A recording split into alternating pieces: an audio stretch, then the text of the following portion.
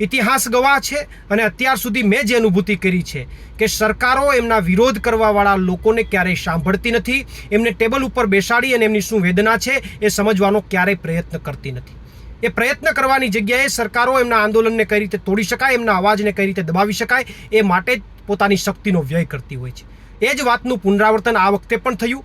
મેં જ્યારથી વડાપ્રધાન શ્રી પાસે માત્ર 10 મિનિટનો સમય માગ્યો એ મિનિટથી જ તંત્ર એલર્ટ થઈ ગયું અને તંત્રએ ઇકોઝોન મુદ્દે લડતા તમામ વ્યક્તિઓને નજરકેદ રાખવાનો કારસો ઘડી અને તમામ જે કંઈ ઇકોઝોન મુદ્દે લડતા હતા એ તમામને નજરકેદ કરી દીધા.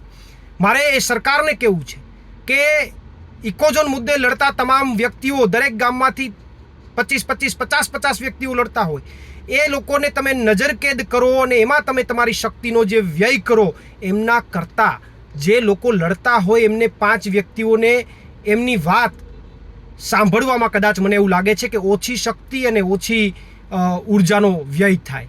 એટલે સરકારને મારે કહેવું છે કે નજરકેદમાં સમય બગાડવાની જગ્યાએ તમારે સાંભળવા જોઈએ, તો જ એ આંદોલનનો સુખદ અંત આવે, તો જ લોકોનું નિરાકરણ આવે. બાકી તમે જો ન સાંભળો તો એનો મતલબ એ થાય કે તમને લોકોના પ્રશ્નોના નિરાકરણમાં કોઈ રસ નથી. પ્રવીણ રામ, પ્રદેશ ફ્રન્ટલ અધ્યક્ષ, આમ આદમી પાર્ટી.